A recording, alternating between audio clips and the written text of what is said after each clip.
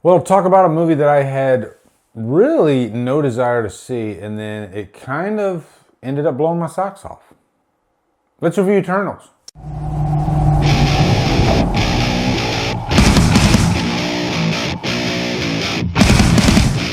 Eternals stars Gemma Chan, Richard Madden, Angelina Jolie, Salma Hayek, Kit Harington, and is directed by Chloe Zhao. What's up, guys? I just got out of the Eternals, went to a press screening, and wow, it's a lot to wrap your head around.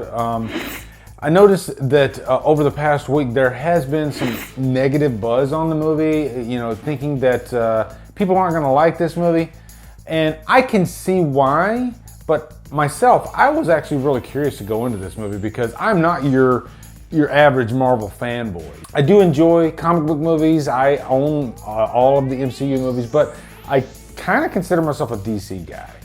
And I was really curious about what my opinion would be on this movie, because often my opinions go the opposite direction than a lot of people's opinions. I mean, don't get me wrong, Winter Soldier's Winter Soldier. It's freaking great, right? Avengers, yeah, I love the Avengers movies. But as far as like the standalone movies, I'm kind of all over the place with them. So I ended up liking this movie quite a bit. And going into it, I had very little interest in seeing it based on the trailer. I mean, that trailer looked pretty damn underwhelming, kind of boring actually. It just looked typical, It looked like the same stuff that we've seen in a lot of these comic book movies. Yes, there has been comic book film fatigue that might have hurt this movie, but I think I realized what hurt this movie within the first 20 minutes of watching it. And this is a 2.5 hour long movie. But one of the great things about that is it flew by. Honestly, I wasn't bored one time while I was watching this. There's a lot to grasp onto with this because there are so many characters. These are all new characters that we've never seen before in the history of the MCU. And it's a tall order, it really is, but I think they did a great job of actually fleshing out every single one of these characters. So let's get into the plot. First of all, what are the Eternals? They're really protectors. They've been around for 7,000 years, and they've been on Earth to basically protect humans against these villains called deviants.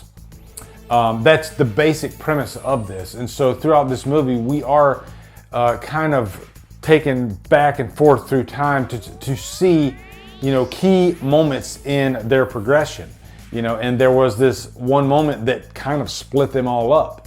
And so for a good portion of the movie, they're split up and they have to come back together because of this threat to the world. And, this is something that we see in all the Marvel movies, really, all the comic book movies. There's some big threat, and this is a huge threat, the entire world is at stake. There's this one, I guess you would call him a character. He's like a godlike character. And by the way, the scale of this movie is freaking massive, okay?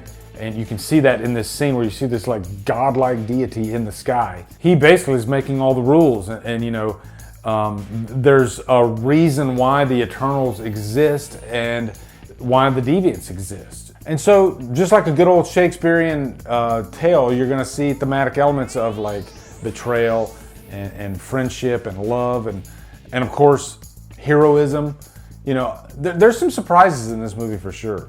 But the key thing that works so well, and this is something that I always say in my reviews, give me great characters. And you have some serious deep moments, but you also have a lot of comic relief, which is of course what you're going to get in Marvel movies. People do get tired of the comedy, that comedic formula that you get in these movies. I've complained about it. And I've always said that, comedy is subjective. What works for some might not work for others. This is going to be the same case here. I was actually having a really good time with the comedy in this movie. And I think the reason that works so well is because they do spend a good portion letting you get to know these characters before they really unleash a lot of the comedy. And the comedy is surrounding where they are at the time. Now, there are some Game of Thrones actors in this. You're going to get Jon Snow and you're going to get Robb Stark, right? Richard Madden, he plays Icarus, and he's one of the bigger, he's like the A-level member of the Eternals. As a matter of fact, there is a little bit of a power struggle in this too. So he's just one of the most powerful. He's pretty much the Superman of the group. They even have like a Superman joke. Yes, in a Marvel movie, they mention Superman. They have a Superman joke concerning Icarus. But he has this relationship with his character Cersei, played by Gemma Chan. So I could go through every single one of these characters and I could spend an hour talking about this movie, right?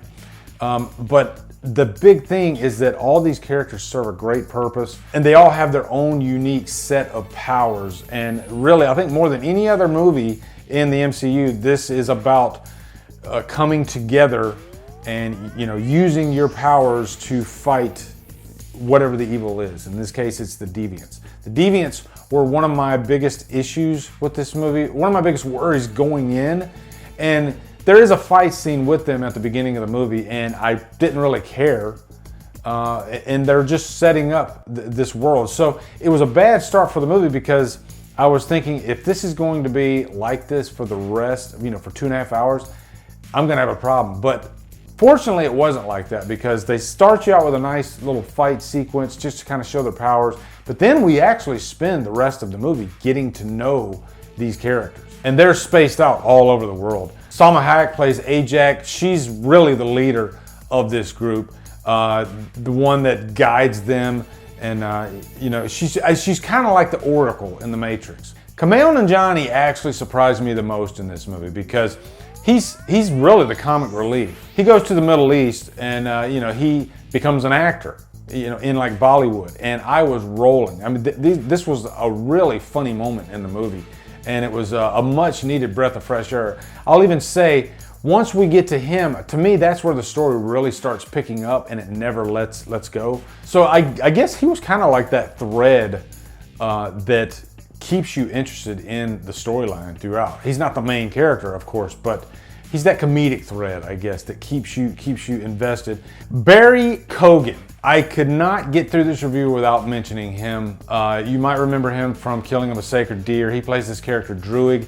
He is an interesting character because he can literally control the minds of everyone on the planet. And he goes through this tug of war with himself, and he wants to prevent, you know, all these mistakes that humans make that usually result in war. He's fed up with it. And as a person that's lived on the planet for 7,000 years, he starts wanting to kind of control things a little bit. So there's a tug of war between a lot of these characters, but Barry Keoghan is such a phenomenal actor. And I think he steals every scene that he's in. And there's one scene in this too where he really lashes out and it's so believable.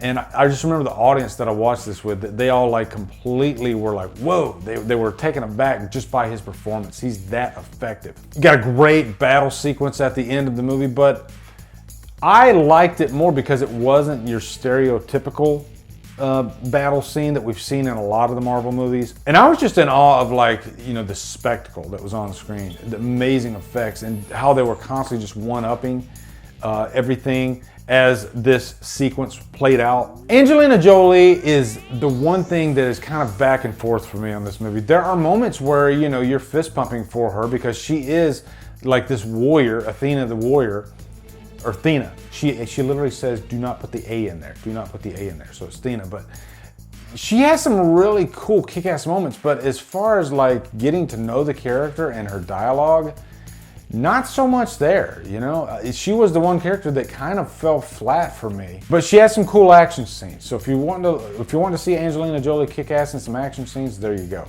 But other than that, she was my one problem with the movie. But overall, I gotta say, going into this, I had very little expectations and came out cheering. Like, you know, the audience was clapping. It was really fun, actually.